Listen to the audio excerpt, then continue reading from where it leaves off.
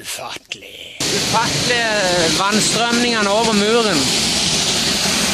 Det er ikke til å spøke med. Ufattelig tungt. Her har vi det ufattelige dyrelivet ute i de norske skoger. Jeg lurer på om det er et paringsritual. Vi får ta et litt nærmere. Ufattelige busk. Det er noen ufattelige kvinnfolk på Mjærgård. Ufattelige trær. Ufattelige mengder med blåbær. Ufattelig terreng vi må gå gjennom.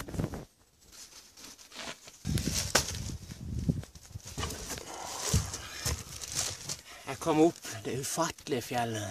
Den ufattelige tunnelen vi går i. Skumle sager. Tør vi å gå gjennom? Helt ufattelig. Folk trenger hjelp.